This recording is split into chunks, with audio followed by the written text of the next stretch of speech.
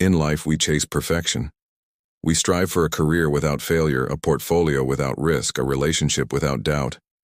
We climb to the summit and believe that staying there is simply a matter of maintaining the speed that got us there.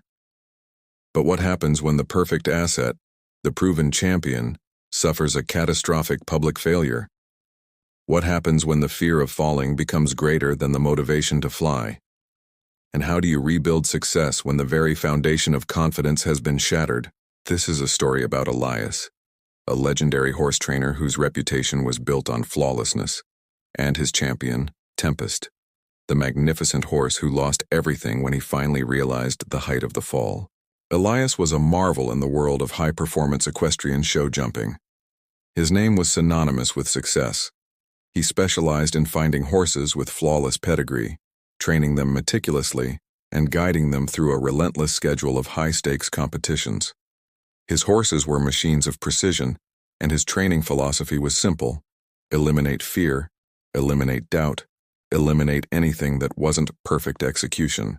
His current champion, Tempest, was the jewel in his crown, a colossal gray gelding, beautiful, powerful, and, crucially, predictable. Tempest had won every major competition for 2 years. He was the definition of a low-risk, high-return investment. Elias looked at Tempest and saw a reflection of himself, disciplined, unyielding, and operating under total control. He believed that the only obstacle to success was a lack of sufficient control. The peak of their career was the prestigious Grand International. The final jump, the wall of Olympus, stood at a height that pushed the very limits of the sport. Tempest approached the wall perfectly. Everything was in place: the speed, the stride, the angle. But as the horse gathered his massive power for the leap, he hesitated. For a split second, Tempest saw not the opportunity to fly, but the terrifying height of the fall. The hesitation was minute, but catastrophic. Tempest clipped the rail, shattering the fence into pieces and crashing to the ground with a sound that silenced the enormous stadium. Elias was unhurt, but the humiliation was profound. The crowd was stunned. The financial losses from the failed endorsements were immediate and immense. But the true damage wasn't physical. It was to the horse's mindset. Tempest, the champion of perfect execution, never forgot the feel of that fall. The following months were a quiet descent into chaos. Physically, Tempest was sound, but mentally he was broken. The powerful horse, who once flew over fences without a second thought, now refused to jump anything higher than a small log. When faced with any barrier, even a simple pole on the ground, Tempest would stop, snort, and rear back in genuine, crippling terror. His eyes held the memory of the fall, the cost of failure. Elias, the great trainer of perfection, was utterly lost. He tried all his old tactics. He shouted commands. He applied pressure. He used his proven, rigid system. He tried to motivate the horse with the promise of future glory, but Tempest was paralyzed by the pain of the past. The horse's reaction was a mirror of the crippling fear that stops countless people from starting over after a major business failure or a market crash. The mind, having tasted defeat, refuses to risk the leap again. Elias became obsessed with restoring the perfect asset. He brought in new equipment, changed the feed, and read every book on horse psychology. But the more he pushed, the more Tempest resisted. He was trying to solve a spiritual problem with a physical solution.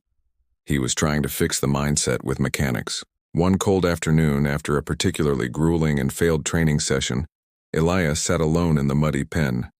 He watched Tempest stand frozen in a corner, refusing to even walk near a small hurdle. Elias felt the full weight of his own failure. He realized his perfect system had eliminated the possibility of failure, but had failed to teach the resilience to survive it. He realized that the horse's inability to jump was now his own inability to start over.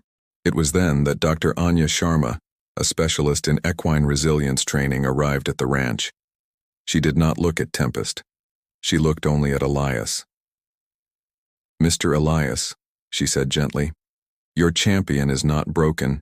He is simply telling you the truth. He is screaming that your model of success is flawed. You taught him to be perfect, but you forgot to teach him how to fail." Anya began working with Elias, not Tempest. Her first instruction was radical.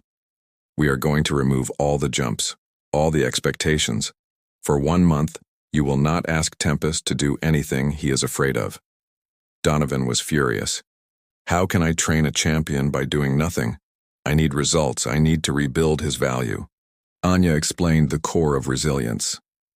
You see, Mr. Elias, you are viewing the horse's mind as a portfolio that needs instant recovery. But a shattered mindset is like a set of broken bones. You must rebuild the bone structure one micro-success at a time. Your perfect system taught him that his self-worth was tied to winning.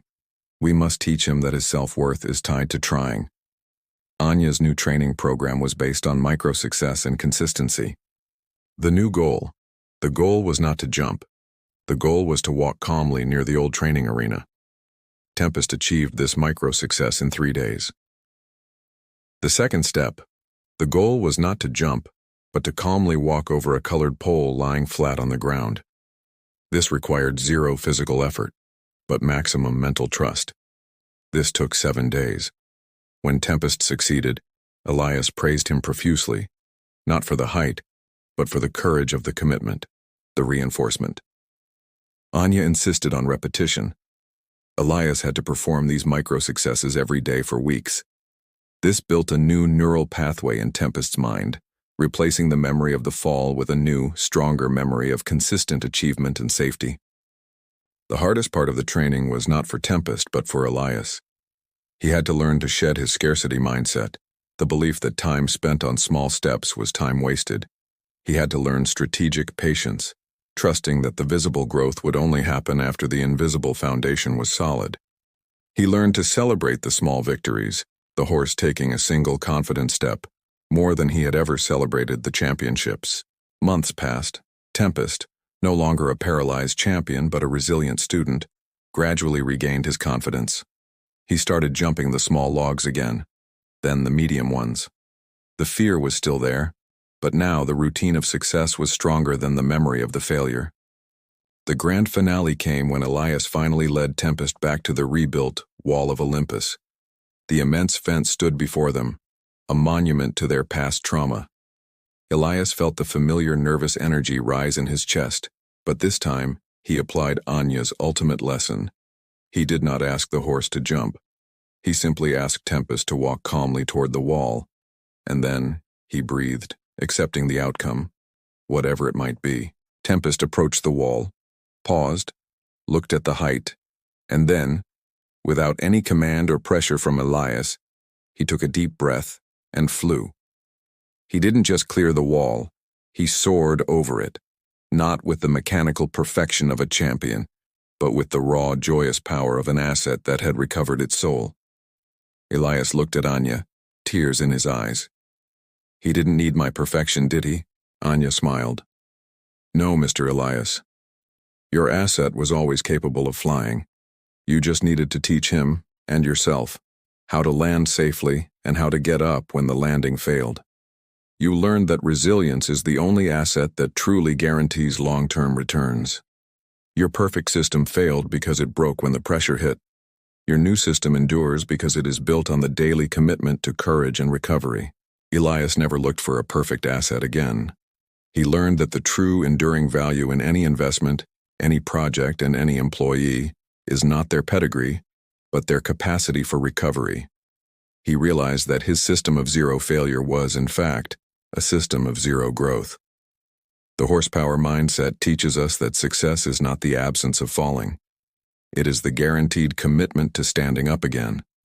Stop chasing perfect outcomes and start rewarding the effort to recover. Your ability to rebuild your confidence after a crash is the single most valuable asset in your portfolio. Remember the story of Tempest. What great height in your life are you refusing to leap because the memory of the fall is too strong? Don't let your past failures define your future potential. Break down the big fear into 100 small steps. Reward the courage to try. If this story helped you redefine failure as a learning asset, please like this video. Share it with someone who is afraid to start over after a big setback. And subscribe to Horsepower Mindset for more powerful lessons on resilience and strategic success. Tell me in the comments, What wall of Olympus are you finally ready to walk toward this week?